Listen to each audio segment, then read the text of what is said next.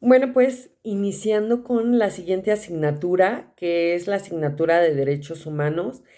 Esta asignatura, de manera general, consta básicamente de 4 unidades en las que vamos a ver las generalidades de los derechos humanos, cómo surgen los derechos humanos, cómo ha sido su evolución hasta la fecha, así como todos los instrumentos jurídicos emitidos a nivel internacional para la protección de nuestros derechos humanos.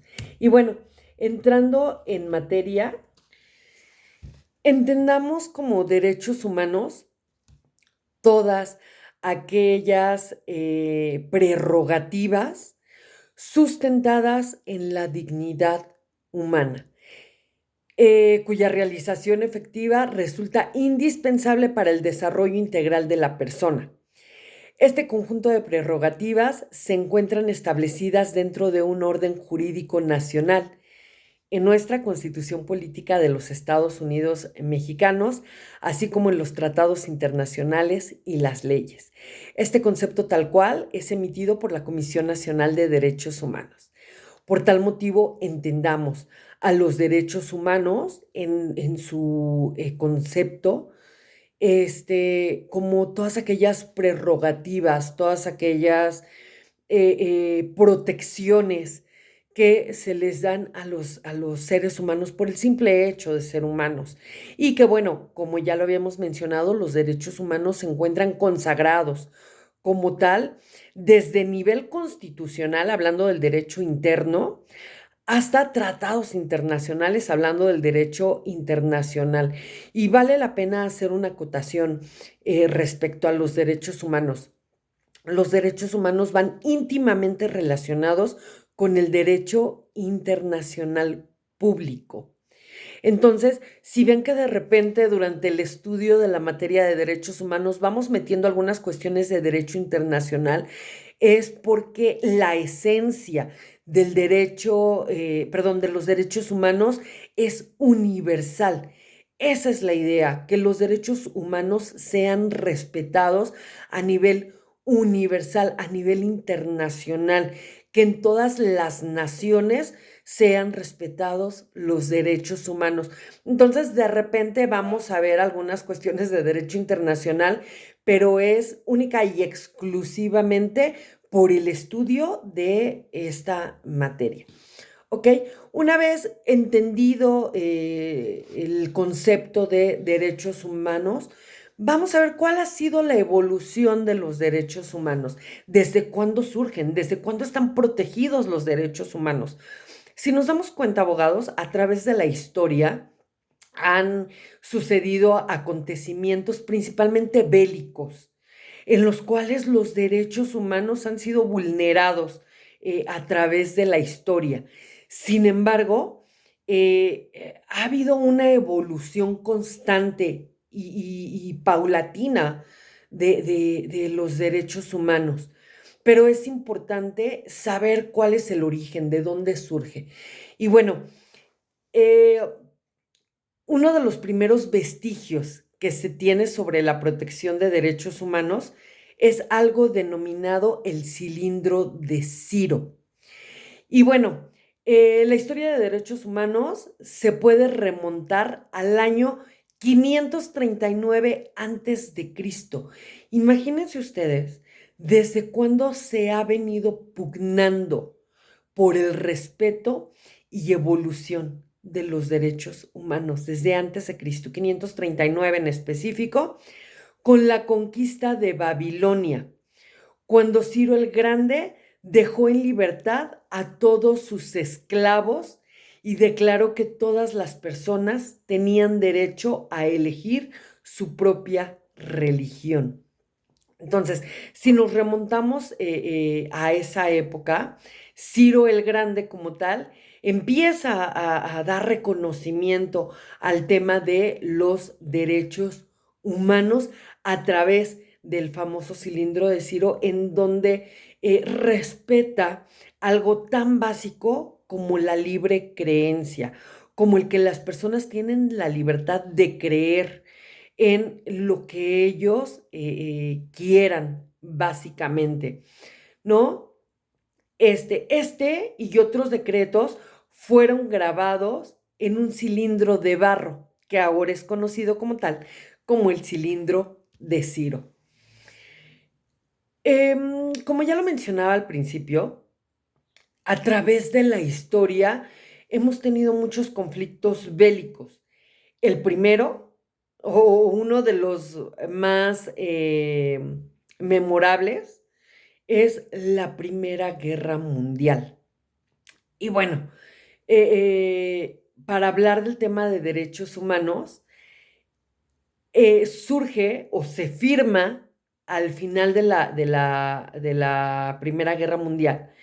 Se firma algo denominado el Tratado de Versalles.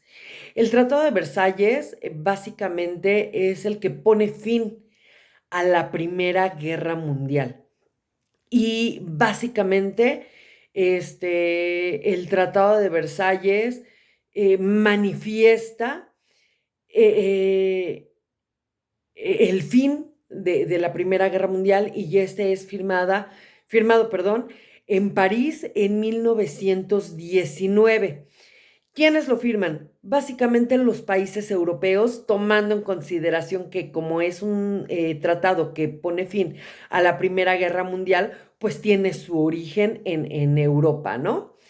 ¿Cuál era el principal punto que se marcaba en el Tratado de Versalles? Primero, que Alemania tenía que aceptar la responsabilidad que causó con la Primera Guerra Mundial. Y ahí estuvo el gran problema. Y más adelante vamos a ver por qué. El hecho de que Alemania aceptara los estragos de la guerra, que se hiciera responsable de todos los estragos que se causó en la Primera Guerra Mundial, pues esto lleva de algún modo o da origen a la Segunda Guerra Mundial, tal cual. En el año de 1940-45 aproximadamente, se produjo la Segunda Guerra Mundial. Justamente se da con el desconocimiento del Tratado de Versalles. Ese desconocimiento del Tratado de Versalles es lo que da pie, da origen como tal a la Segunda Guerra Mundial.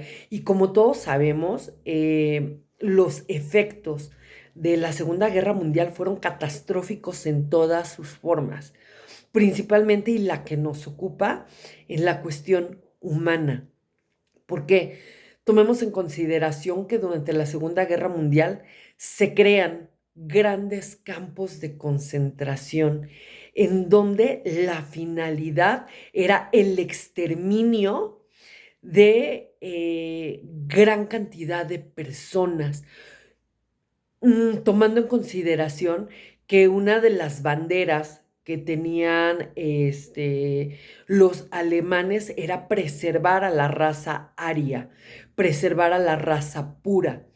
Por tal motivo, la raza negra, la raza amarilla, incluso minusválidos y tontos, así lo manifestaban en ese entonces, no tendrían que existir en el mundo porque quien debía predominar era justo la raza aria, ¿no? Que ellos denominaban como una raza pura y una raza suprema.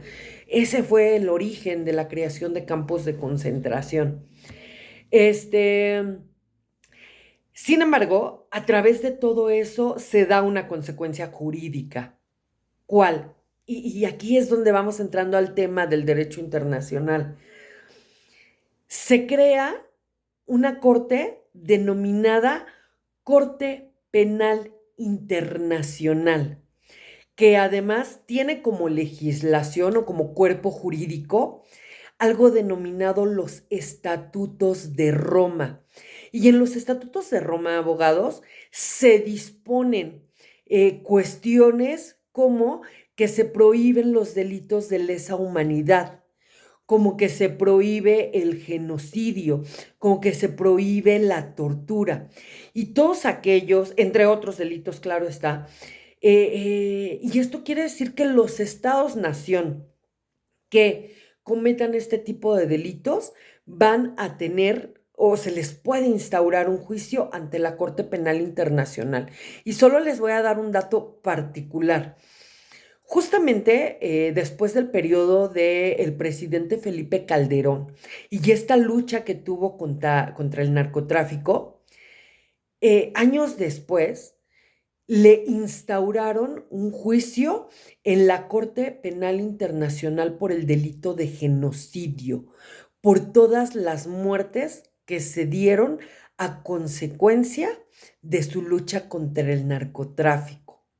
Hasta la fecha, al parecer no ha prosperado esa demanda, pero es un dato que tenemos en el Estado mexicano a nivel internacional como muchos otros que ya veremos posteriormente, pero como un presidente sí puede tener un juicio a nivel internacional.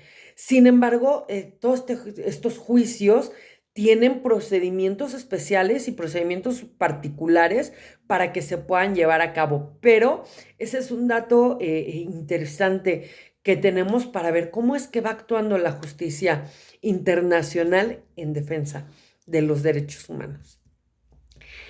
Eh, tenemos la historia de los derechos humanos que ustedes van a poder encontrar en la plataforma un video para que lo vean, lo analicen y realicen una actividad, pero ya lo verán más adelante.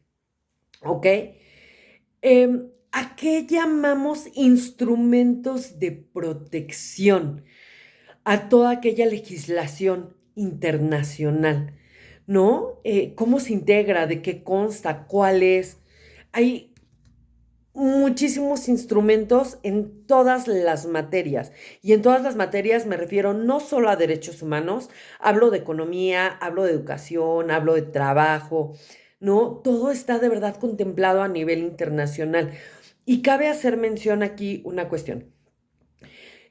Nosotros a nivel internacional contamos con la Organización de las Naciones Unidas. Todos en algún momento hemos escuchado ese término y posiblemente, vagamente tenemos una idea de lo que es la Organización de las Naciones Unidas. Bueno, México es un Estado-nación que forma parte de la Organización de las Naciones Unidas.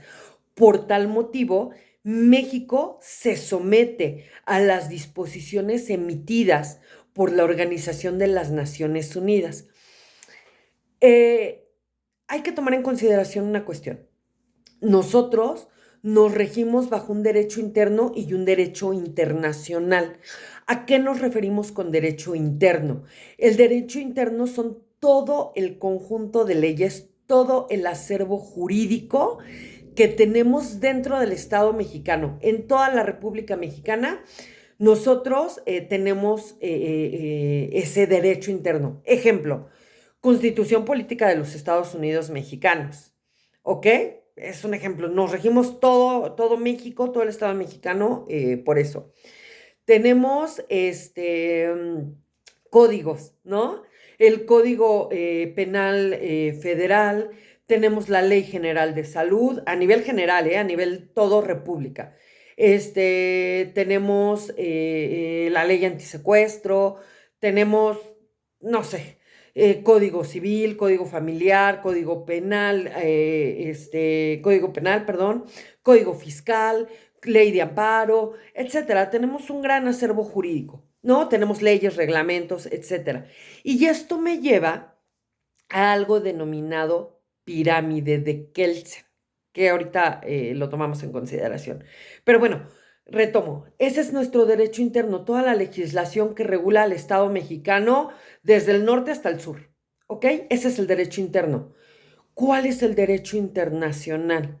El derecho que se genera a través de tratados internacionales de los que México forme parte, a través de convenciones internacionales, ¿no? a través incluso de organizaciones internacionales de los que México forme parte. Entonces tenemos un derecho interno y un derecho internacional, ¿ok?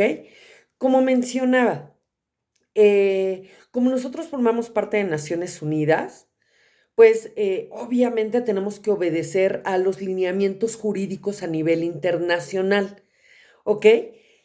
Incluso la misma Constitución, en su artículo primero, dispone lo siguiente, palabras más menos, ¿ok? Todas las personas que residan en el Estado mexicano tendrán que, tienen, se les respetará, perdón, se les respetarán los derechos humanos y se tendrán que obedecer a las disposiciones de los tratados internacionales en materia de derechos humanos de los que México sea parte. ¿Qué quiere decir esto? La Constitución Política de los Estados Unidos ha tenido grandes reformas, pero una de las grandes reformas que tuvo precisamente fue del artículo primero constitucional. Anteriormente, antes de la reforma, la Constitución hablaba de garantías individuales, ¿no? De hecho, el texto constitucional decía que el Estado mexicano o todas las personas que residieran en territorio nacional gozarían de las garantías individuales que se consagraban en la Constitución.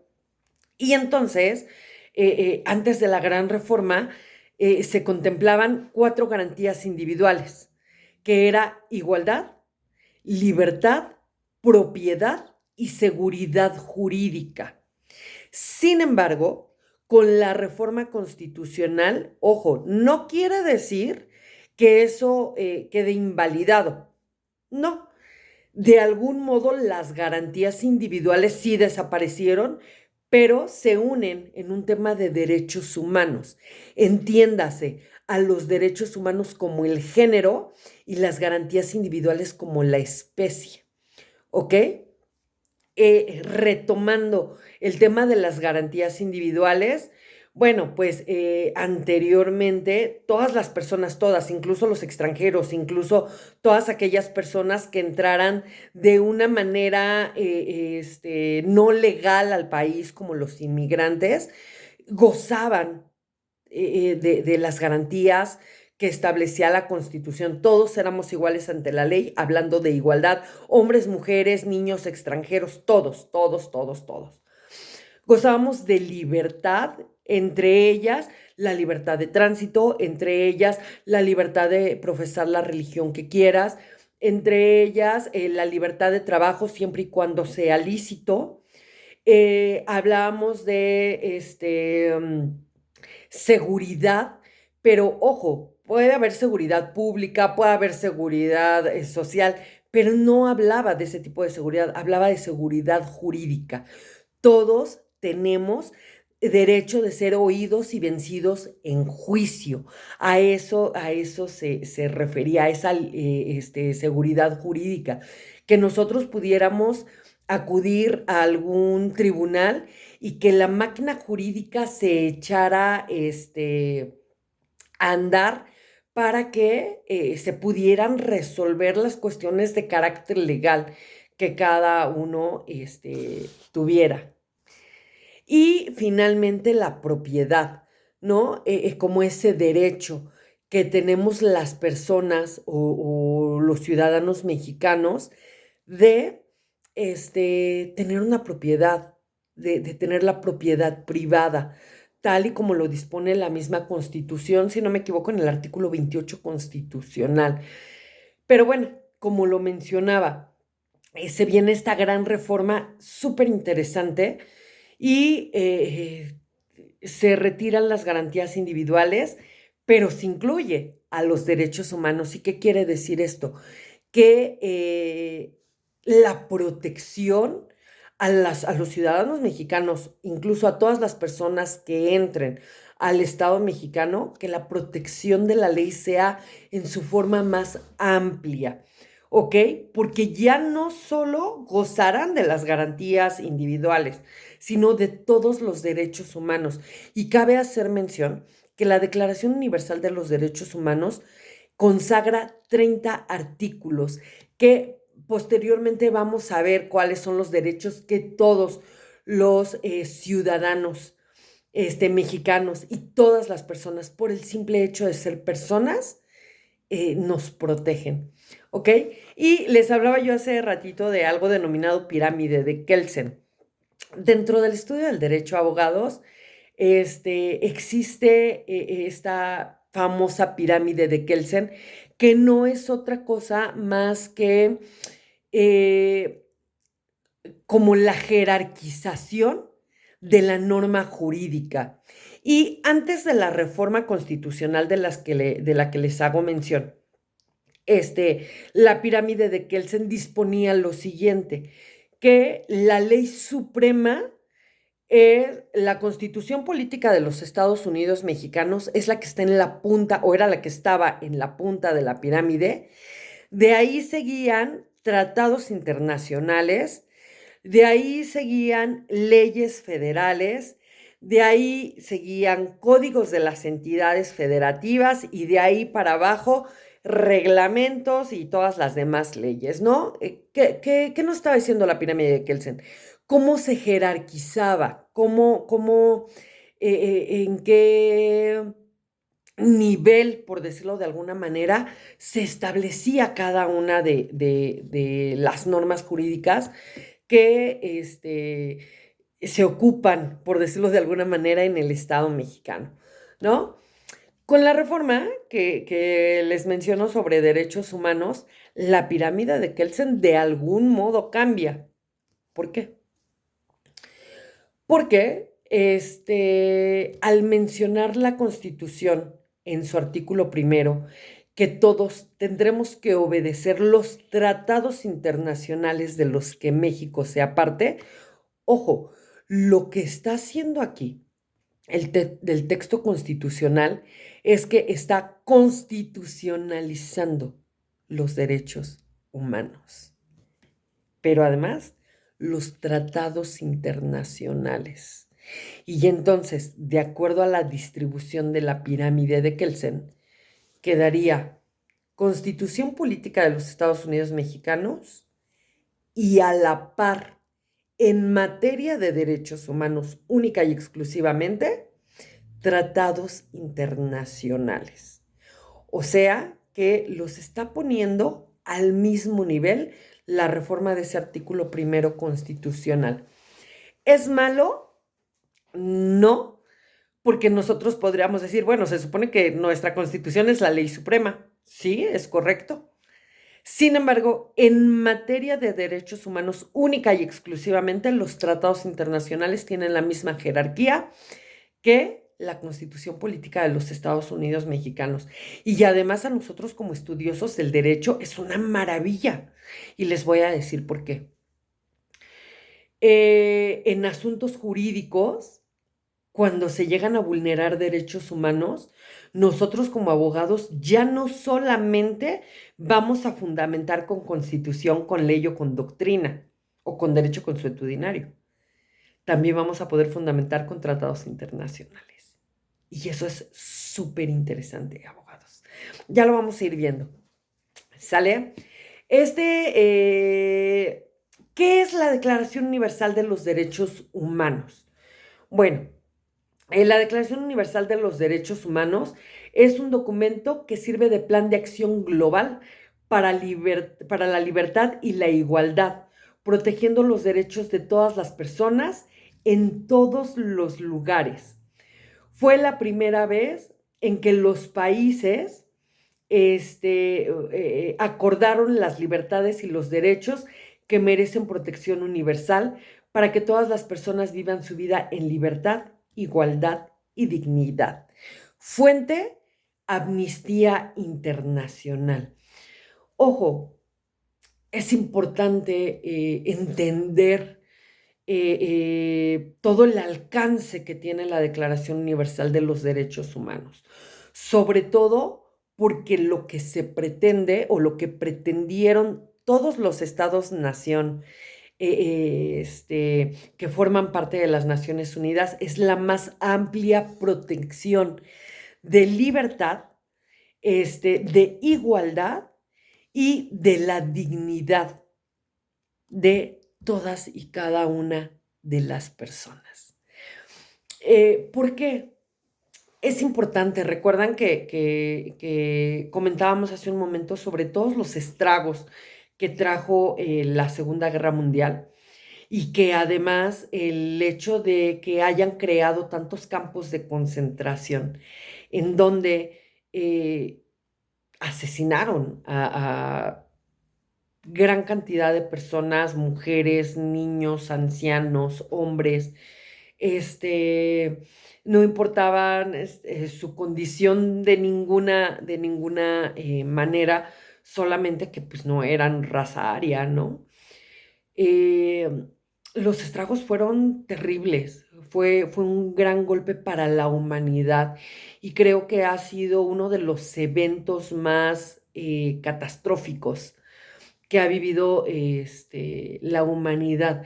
Tan es así que a la fecha hay N cantidad de documentales, películas, libros, comentarios, etcétera, sobre este evento triste y lamentable que ha vivido la humanidad. Y justo por eso, posterior a la Segunda Guerra Mundial, se crea la Organización de las Naciones Unidas con el único fin, primero, de evitar en todo momento que se vuelva a gestar una cuestión bélica con el impacto que tuvo la Segunda Guerra Mundial y sobre todo con las consecuencias y pérdidas humanas que tuvo la Segunda Guerra Mundial. Y bueno, justamente posterior a la creación de la Organización de las Naciones Unidas, uno de los primeros documentos que se redacta como tal es la Declaración Universal de los Derechos Humanos.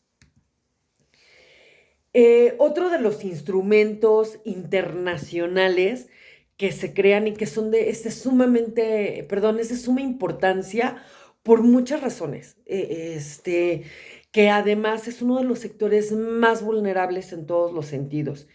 Y bueno, se crea la Declaración Universal de los Derechos del Niño.